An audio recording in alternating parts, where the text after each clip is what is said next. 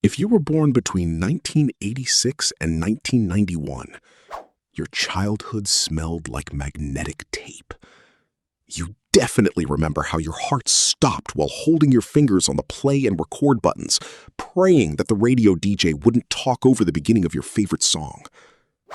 You grew up on cassettes and VHS. But before you even finished school, you were already burning CDRs. And by college, you were downloading music through Napster. In just 9 years, during the most crucial period of your life, the world made a crazy leap. You caught Saturday morning cartoons, which required waking up at 7 a.m. because Rewind didn't exist. You remember the screech of the dial-up modem, and you were ready to wait 4 minutes just for a single image to load. You walked around with a brick Nokia and coded your MySpace before the world even knew the word algorithm. Culture could never truly name your generation. You are trapped in the gap between the analog and digital worlds. But developmental psychology has proven your brain is wired uniquely. And this hidden experience defined your entire life. Today's world suffers from a total attention deficit.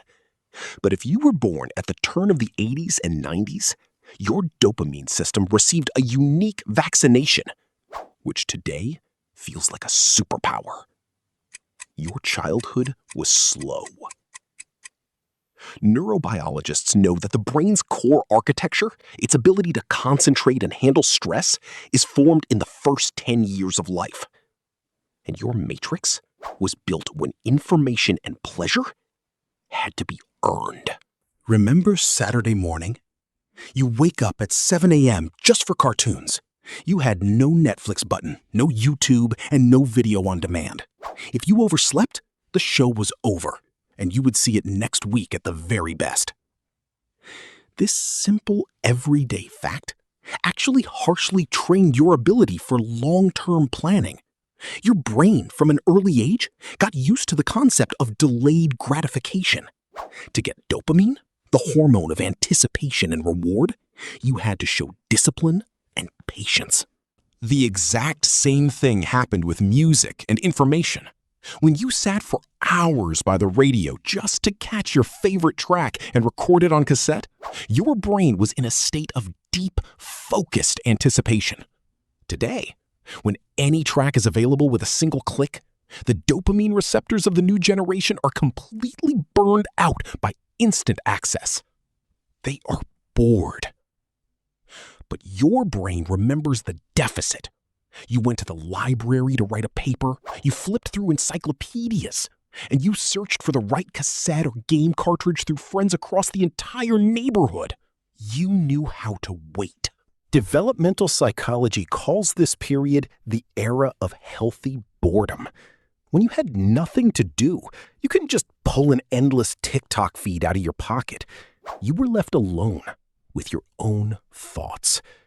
In that exact moment, your brain activated the default mode network, the neural network responsible for creativity, self-analysis, and deep thinking. That is precisely why kids of the late 80s built forts, invented complex backyard games, and could stare at sidewalk cracks for hours, creating entire worlds in their heads. Our brain learned to generate stimulation from within instead of consuming it from the outside. This analog tempering created a powerful psychological foundation. People who caught this period have a significantly higher frustration threshold than those who grew up with a smartphone in their hands. You are physically capable of holding focus longer on a complex task. Your nervous system knows how to endure silence and isolation, and your perception of reality is grounded in the physical, tangible world. You managed to build healthy tracks for your psyche before the endless digital noise stormed into the world. This analog idyll ended suddenly, right in the middle of your puberty. The period from 11 to 20 is the most vulnerable stage of personality formation. when the brain goes through a total neural restructuring. And at this exact critical moment, a technological tsunami slammed into your generation. The world around you didn't just change, it completely flipped in just 9 years. First, a round Discman appeared in your pocket. It was a marvel of technology. But if you took too sharp a breath or step, the laser head would skip and the track would stutter. You learned to walk smoothly, adjusting your movements to a moody gadget. But before you could even get used to discs, the screeching, completely unique sound of a dial-up modem stormed into your life. This cosmic beep meant you were connecting to the global mind.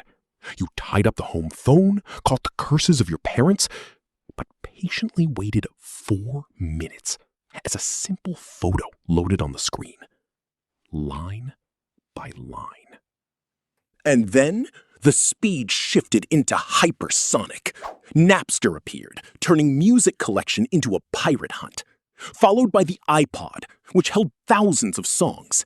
And just a moment later, the first smartphone, which combined a camera, a media player, and the entire internet.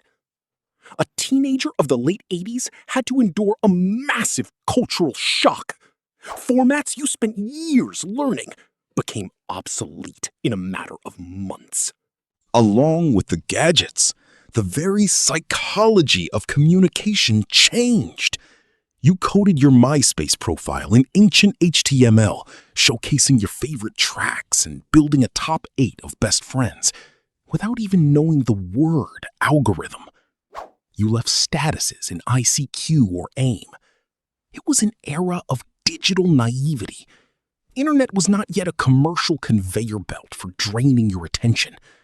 It was a wild, honest, and enticing space of freedom. For your psyche, this was a unique experience of dual citizenship. Your brain already remembered how to live without the network, but was flexible enough to instantly master the new rules of the game. You grew up without guides or instructions, independently feeling out the boundaries between the real world and virtual space. The generation born between 1986 and 1991 became a living bridge between two civilizations. The last who remember the old Earth, and the first who settled the new one. When you adapted to the digital explosion and believed that every door of the new technological world was open to you, the system dealt you the most insidious blow. Psychologists call the age from 18 to 22 a critical period of social calibration. At this exact moment, a person steps out of the parental nest for the first time, tries to rent their first apartment, and builds plans for adult life.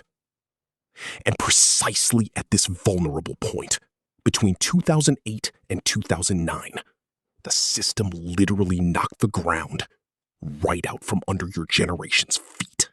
The global financial crisis hit you exactly when you were getting your diploma or looking for your first serious job. The rules of the game taught by your parents, study, get a profession, and you will be successful, instantly stopped working. The economy shrank, companies closed down, and the job market was suddenly packed with experienced specialists who were willing to take any low-paying position just to survive. Economic research proves people who enter adulthood during a harsh recession don't just temporarily earn less. Their financial psychology is rewired on a structural level. Your fear of the future and background anxiety about money is not a personal flaw. It is a biological blueprint of 2008. Your brain forever remembered that stability is an illusion and the floor can cave in at any second. That is precisely why your generation is so cautious about risks, suffers from imposter syndrome, and experiences chronic stress even while holding a good job. You were forced to build a house on a foundation that cracked on the very first day. Despite the burnout, economic scars, and eternal uncertainty, the dual experience of your cohort gave you something priceless. Psychologists call this phenomenon the cognitive bilingualism of the mind. People born between 1986 and 1991 became possessors of a unique brain architecture, which is impossible to replicate artificially or repeat in other generations.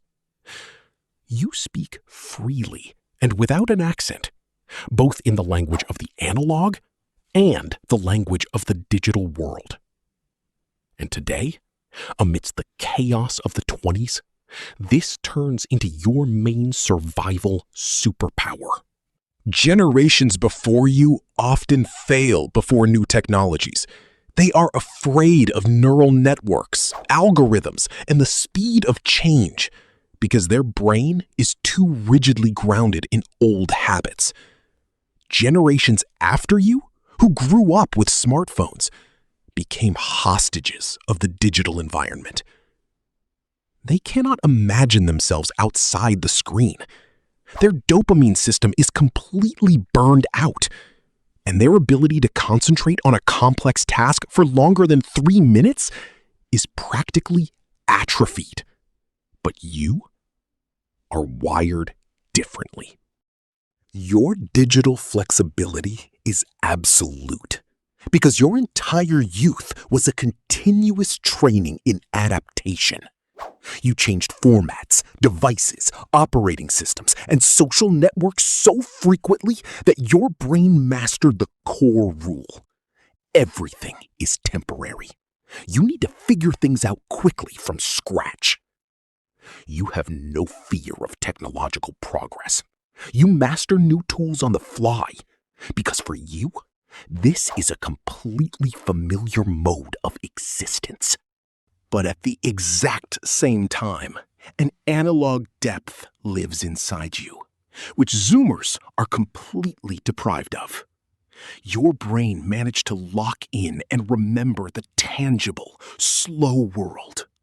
You remember what real, deep boredom feels like, and your psyche knows how to generate ideas from silence, rather than just from endlessly scrolling a feed. You know how to build real, deep social connections face to face, because your childhood was spent in backyards where text messages didn't exist, and a person's status was determined by their real actions and eye-to-eye contact, not by a count of likes. In today's market and life, this combination makes you indispensable. You can manage the most complex digital ecosystems, yet maintain critical thinking, composure, and the capacity for deep, hours-long focus on a task. When familiar institutions crumble around you, algorithms go crazy, and the world changes its skin once again, your internal compass stays in place. You don't lose your orientation in space, because you have already survived at least 2 ends of the world, the analog and the economic. You are the person of the gap, capable of holding balance at the intersection of any era. You are part of the most flexible, quiet, and self-sufficient generation in modern history. You didn't get beautiful manifestos, epochal slogans, or a cultural triumph that would belong to you alone. Your world changed way too fast for you to fix your footprint on any single shore. But precisely in this gap, between the departed analog warmth and the arrived digital chaos, you forged your own completely unique mind. Your resilience, your quiet endurance was built by hand, without maps or guides. You learned to carry 2 absolutely different worlds within yourself, taking the best from them and refusing to break when the decorations around you crumble to the ground. And that is exactly what makes your story truly great. If you recognized yourself in the details of this video, it means your brain went through the exact same unique evolution. Write in the comments which exact moment from your analog childhood or digital youth rewired you the hardest. Was it the sound of the modem, the first recorded cassette, or the harsh lesson of 2008? Share your story, because this is where those who understand this experience gather, without unnecessary words. Subscribe to the channel. Our next video will go exactly where your mind has most likely already glanced after these minutes. And if you are one of those who are used to figuring out the rules of this life before they hand you a ready-made map, you already know what you want to see and where this road leads. See you in the next episode.